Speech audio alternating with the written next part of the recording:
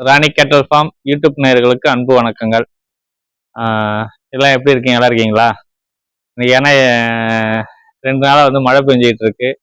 மழை பெய்யுறது வந்து நமக்கு கறவை மாடு வளர்க்குறவங்க எல்லாத்துக்குமே ஒரு சந்தோஷம். ஏன்னா இந்த மாடெல்லாம் இந்த வெயிலில் வந்து ரொம்ப கஷ்டப்பட்டுருச்சு எல்லாமே. இந்த கருப்பு வெள்ளை ஹெச்எப்பு சொல்கிற மாடெல்லாம் வந்து வெயிலில் ரொம்ப களைச்சிச்சு வந்து. ஆனால் இப்போ ஓரளவு மழை பெஞ்சதுனால தேவலாம், சரிங்களா? அது இருக்கட்டும். இப்போ வந்து ஒரு ஃபாலோவர்ஸ் வந்து கேட்டிருக்காரு, மாடு கட்டுறதுக்கான இடம் நம்ம இடத்துல வச்சுக்கிட்டு மீதி வந்து விலைக்கு வாங்கி போடலாமா அப்படின்னு. நம்ம இடத்துல வந்து ஷெட்டு போட்டுக்கிட்டு வேற இடத்துல வாங்கிலாம் செய்யலாம், அதனால ஒன்றும் பிரச்சனை இல்லை. ஆனால் பசுந்தீவனம் இல்லாமல் வந்து நம்ம மாட்டு பண்ணை வச்சோம் அப்படின்னா வந்து ரன் பண்ண முடியாது. நீங்கள் வேற ஏதாவது வேலை பார்த்துக்கிட்டு இந்த வேலையை பார்த்தீங்க அப்படின்னு மாட்டு பண்ணையை வந்து ரன் பண்ணிட்டு இருந்தீங்கன்னா ஓகே, ஓரளவு செட் ஆகும். ஆனால் நீங்கள் வந்து பசுந்தீவனம் இல்லாம வந்து வைக்கோல் மட்டும் போட்டு செஞ்சா வந்து அந்த அளவுக்கு நம்மளால லாபம் எடுக்க முடியாது. எல்லாருமே வந்து சொல்றாங்க வந்து பசுந்தீவனம் இல்லை, தீவனமே இல்லாம செய்யறோம் அப்படின்னு. தீவனமே இல்லாம செய்யறோம் அப்படிங்கிறது வந்து அந்த அளவுக்கான சாத்தியம் இல்லை. ஏன்னா இப்ப தற்போது இந்த வருஷத்துல வந்து சாத்தியமே கிடையாது. எந்த தீவனத்தை எடுத்தாலுமே விலை அதிகம். 30 ரூபா அப்படிங்கிறது 30 ரூபா 31 ரூபா வருது. தீவனங்கள் வந்து தவிடே வந்து 15 ரூபாய் ரேட்டுக்கு வந்துச்சு. இந்த இதுல வந்து நீங்க எந்த அளவு வந்து நீங்க தீவனங்கள் போட்டு வந்து எப்படி வந்து பால் கறந்துட முடியும்? முடியாது, சரியா? ஆனா நீங்களே பால் கறந்து நீங்க கொண்டு போய் சேல்ஸ் பண்ணீங்க, உங்களுடைய விற்பனை வந்து நீங்களே பண்றீங்க அப்படின்னா ஓகே தான். அதனால வந்து அதுல வந்து லாபம் தெரியும். ஸ்டோருக்கு தான் பால் ஊத்துறோம் அப்படின்னா வந்து கண்டிப்பா வந்து நமக்கு நஷ்டம் தான் வரும். அதனால என்ன சொல்றோம்னா, பசுந்தீவனம் வந்து கண்டிப்பா எல்லாருமே வந்து மாடு வளர்க்குறவங்க எல்லாருமே வந்து பசுந்தீவனம் ரெடி பண்ணணும். ரெடி பண்ணுனாதான் நம்ம வந்து இந்த பால் பண்ணையில லாபம் வந்து அதிகரிக்க முடியும்.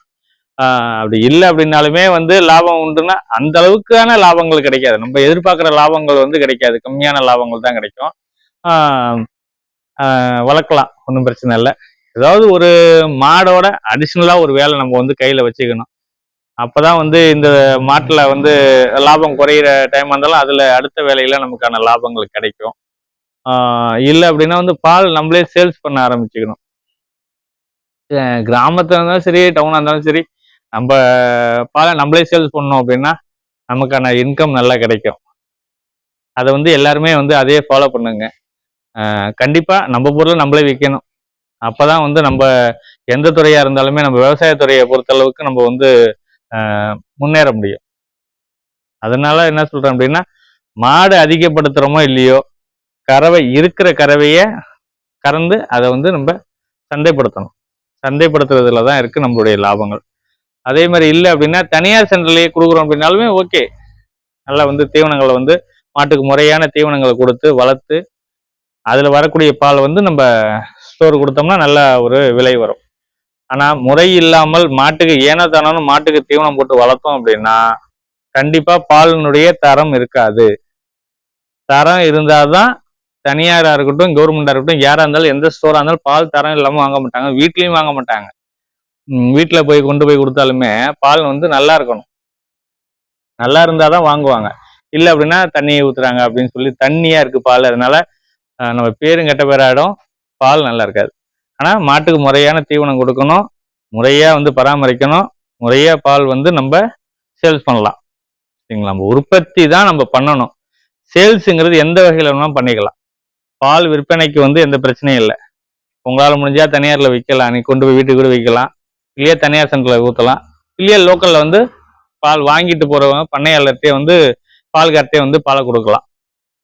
அதனால ஒன்றும் மாட்டு பண்ணையை பொறுத்த அளவுக்கு நஷ்டம் கிடையாது. எல்லாருமே வந்து நான் மாட்டு பண்ணை வந்து நஷ்டம் அப்படின்னு தான் சொல்றேன். அதிக பேர் வந்து நஷ்டம் அப்படின்னு சொல்லுவாங்க. அது எதை வச்சு சொல்றாங்க அப்படிங்கிறது எனக்கு தெரியல. ஏன்னா அவங்க மாட்டை பார்க்கறது இல்லை. மாட்டை கண்டிப்பா வந்து அதனுடைய மாட்டுக்கு என்ன செய்யணுமோ அது அந்த வேலையை நம்ம கரெக்டாக செஞ்சோம் அப்படின்னா மாட்டு பண்ணையில நஷ்டம் கிடையாது. வீட்டுக்கு கூட எல்லாருமே மாடு வச்சுதான் இருக்காங்க. கிராமப்புறத்துல 100 வீடு இருக்கு அப்படின்னா ஒரு 70% வீட்டுல வந்து மாடு வச்சிருப்பாங்க, ஆடு மாடு. ஓகேவா? அவங்க எதுக்கு வச்சிருக்காங்க? ஆடு மாட்டுல வந்து லாபம் இருக்கிறதுனாலதான் மாடு வச்சிருக்கிறாங்க. இல்லைன்னா வந்து வச்சிருக்க மாட்டாங்க யாருமே. நஷ்டத்துக்கு யாரு வந்து வியாபாரம் பண்ணுவா சொல்லுங்க? ஒரு பொருள் வச்சிருக்கிறோம், அது எதுவுமே கிடைக்கல அப்படிங்கும்போது அந்த பொருளே வச்சுக்க மாட்டாங்க, வேணான்னு விட்டுருவாங்க. அந்த மாதிரிதான் மாடுமே. இந்த மாட்டுல லாபம் இல்லை அப்படின்னா அந்த மாட்டை வச்சுக்க மாட்டாங்க, சேல்ஸ் பண்ணிட்டு அவங்க அவங்க வேலையை பார்ப்பாங்க. ஏன்னா வேற இடத்துல உழைச்சி பணத்தை கொண்டு வந்து இந்த மாட்டுக்கு தீவனம் வாங்கி போடணுங்கிறது அவசியமே இல்லையில. புரியுதுங்களா? அதனால சொல்றேன், கறவை மாட்டுல லாபம் உண்டு. நீங்க வந்து இந்த எதுவா இருந்தாலுமே நம்ம இடத்துல செஞ்சோம் அப்படின்னா நல்லது. தீவன பில்லு வந்து அடுத்த இடத்துல போடுறது கண்டிப்பா தரமாட்டாங்க.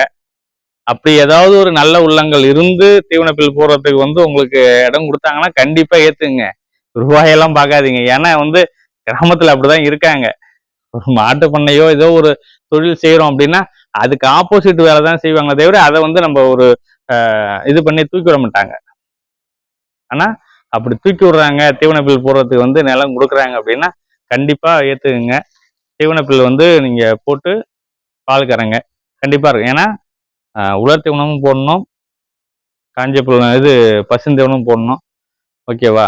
எல்லா தீவனமும் போட்டு முறையா மாட்டை பராமரித்து அதில் லாபம் வரணும். ஓகேவா? நன்றி, வணக்கம். அடுத்த வீடியோவில் சந்திக்கிறேன்.